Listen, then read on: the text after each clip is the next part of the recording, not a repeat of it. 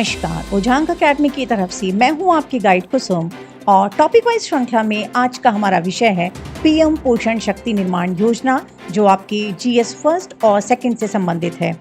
इसके अंतर्गत हम बात करेंगे पीएम पोषण योजना के बारे में, किस आयु वर्ग विशेष के लिए इस योजना को बनाया गया है तथा सरकार की इस संशोधित योजना को लेकर आगामी क्या आयाम है, और अंत में इससे संबंधित परीक्षोपयोगी प्रश्नों पर हम चर्चा करेंगे। तो चलिए बात करते हैं कि ये योजना क्या है।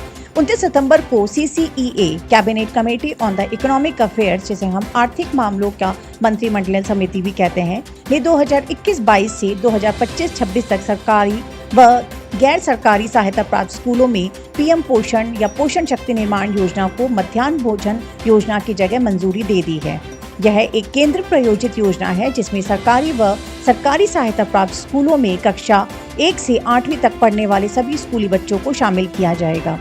जैसा कि आपको पता है कि मध्याह्न भोजन योजना 1995 में प्राथमिक छात्रों को कम से कम एक पोषण भोजन प्रदान करने के उद्देश्य से शुरू की गई थी, जिसने बाद में स्कूलों में नामांकन में सुधार करने में भी महत्वपूर्ण भूमिका निभाई थी। इस योजना को अब अपने दायरे का विस्तार करने के लिए नया रूप दिया जा रहा है, जिसमें न केवल बच्चों को भोजन उपलब्ध कराया जाएगा बल्कि बच्चों के पोषण स्तर पर भी अधिक ध्यान केंद्रित किया जाएगा।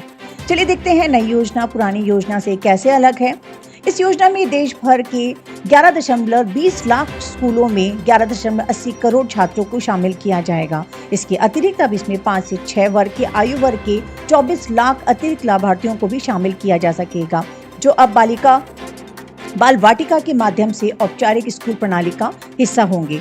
पीएम पोषण योजना को 1,30,794.90 करोड़ रुपए के बजट के साथ 5 साल अर्थात 2025 से 26 तक की अवधि के लिए लॉन्च किया गया है। इसमें केंद्र सरकार व राज्य सरकार का हिस्सा 60:40 रेशियो का रहेगा।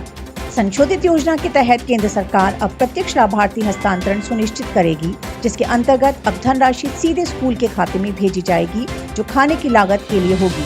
इसके द्वारा राशि का जिला प्रशासन अथवा अन्य अधिकारी के रिसाव होने की आशंका भी कम हो जाएगी। संशोधित योजना चूंकि पूर्ण रूप से विद्यार्थियों के पोषण पर आधारित है, अतः प्रत्येक स्कूल में एक पोषण विशेषज्ञ नियुक्त भी किया जाएगा, जिसकी जिम्मेदारी लाभार्थियों के BMI, वजन व होमोग्लोबिन के स्तर जैसे स्वास्थ्य पहलुओं पर भी नजर रखी जाएगी। योजना के सुचारू रूप से कार्यान्वयन का अध्ययन करने के लिए प्रत्येक राज्य में प्रत्येक स्कूल के लिए योजना का सामाजिक लेखा परीक्षा भी अनिवार्य रूप से किया जाएगा तथा अब मंत्रालय अब स्थानीय स्तर की योजना को निगरानी के लिए कॉलेज और यूनिवर्सिटीज के छात्रों को भी शामिल करेगी। चलिए अब देखते हैं अंत में इस श्रृंखला से संबंधित प्रश्नों के बारे में। पहला प्रश्न, नई पीएम पोषण योजना ने किस योजना का बढ़ता हुआ स्वरूप है? दूसरा प्रश्न, राष्ट्रीय मिड डे मील योजना कब शुरू की गई थी? तीसरा प्रश्न, नई योजना के तहत किस आयु वर्ग के लाभार्थियों को शामिल किया गया है?